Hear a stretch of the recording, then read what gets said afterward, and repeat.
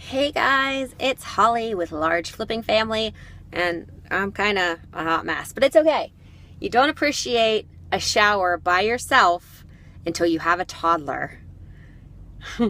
My 2-year-old, the minute she hears water, she runs. So this is hilarious. She runs, Tubby, Tubby, and I always end up taking a shower with her because it's easier to just let her climb around in the bottom of the tub and play while I take a shower. It gets two things done at once, keeps her busy and gets me clean. But my daughter was being babysat today, so I was able to take a shower by myself with no kids home, so I could just stand there in the hot water. It was fantastic. It's the little things once you're a mom. But anyway, I want to talk to you guys about our family. So this is going to be a family video, not a reselling video. So my daughter is being watched by my brother-in-law today. So I got a chance to bang out my Amazon order since it's Friday and I don't want to have to wait until Monday evening for it to get shipped out. So I wanted to get that done. So I did that. I got some eBay listing done. I did some eBay shipping. So as far as work goes, it's been a very, very productive day. Now, let's talk about the Large Flipping Family. So the family has some exciting news. We are growing. Yay! We found out a few weeks ago that we are expecting another little baby. I'm really excited. I'm very excited because my last two pregnancies resulted in miscarriage. One was, now this is since my daughter, so my daughter's now 2.5. So in the last 2.5 years, we've had two pregnancy losses. The first one, it was actually chromosomal abnormality. So the baby would have been severely handicapped. So it just kind of worked its way out. Not that it isn't devastating, because it genuinely is. I was very attached to the pregnancy. I was already 9 weeks in. And that was a little girl. We named her Charlie, and we remember her frequently. My last miscarriage, it was a chromosomally normal pregnancy. However, it attached in my uterus right where my C-section scar was. So that is considered a non-viable pregnancy. The baby wouldn't have gotten enough blood flow. I would have ended up with a ruptured uterus. I would have died. The baby would have died. It would have been awful. So we had to go about medical means of making sure that didn't happen. That was also a girl, and we named her Ryan. So when I went to the doctor, I was in a panic, like, oh my God, is this baby in the right place? And I've had 2 ultrasounds, and the baby is indeed in a good place. And at my 10-week appointment, the doctor was able to hear the baby's heartbeat from the outside. Now, if you're a mom, you know that that's not that common that early, especially if you're a big girl like I am. So to me, it was a miracle in itself that I got to hear the little baby's heartbeat at only 10 weeks from the outside. And he said, you know, if there was going to be a chromosomal miscarriage, it probably would have happened already. So that's good. I had the maternity 21 test done, so I will be knowing the exact chromosomal layout of the baby here in the next day or two. They kept pushing gender. It will tell you gender. Oh, it will tell you gender. Well, let me just tell you that after you've had a child die from health complications, that is the last thing I'm worried about. I don't give a damn what is between that baby's legs. I don't even want them to tell me, like, it's going to be there because it's part of the baby's chromosomes, but I don't want to know. Omit it. Forget about it. It's not even on my radar. Don't care. All I care about is chromosomally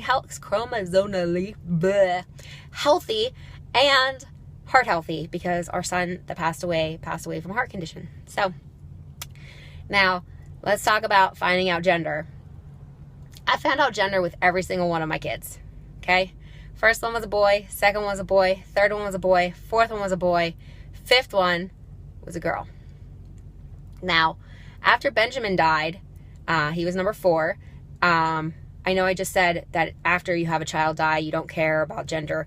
I didn't find out gender from the anatomy scan. We actually have another medical issue, so I usually have a amniocentesis done so that we can see what the baby's blood type is, because I have a antibody. So at that point, they were able to tell me that she was a girl. And the only reason I wanted to know with her was because we had just lost Ben, and I thought that it would be very emotionally difficult to go from losing a boy and all his clothes and all his things to then rolling that right into the next child, and that also being a boy. I was really hoping it wouldn't be a boy, because I think that that would have evoked a lot of emotions for me that would have been very difficult, because we are talking, I got pregnant a few months after Ben died. So with this one, I have emotionally healed from, well, as much as you can, realistically, from the loss of Benjamin. I've experienced what it's like to have a boy and a girl. So at this point, I don't care. As long as they pull out that baby and I hear crying, everything else is not relevant at all. So it's going to be hard to not find out, because after, this will be my 6th baby. After 6 babies, you get pretty good at figuring out what you're looking at on the ultrasound screen. In fact, like, I could point out to the tech, like, oh, there's the stomach, there's the bladder, there's the heart. Yeah, it's going to be tough, because I'll just have to stop looking.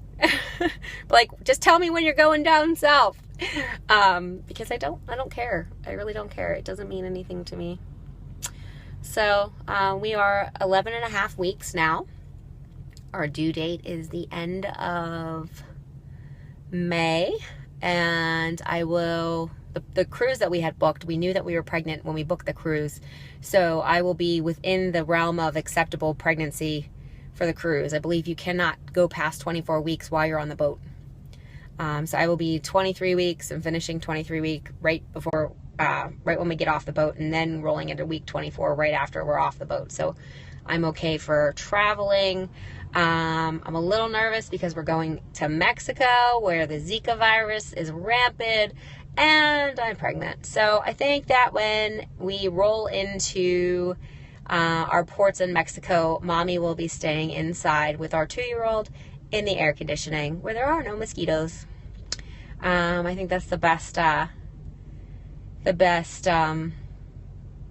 compromise, so that my children still get their vacation, my husband still gets his vacation, and I'm safe. So that is the game plan. So we're having a baby. I'm so happy.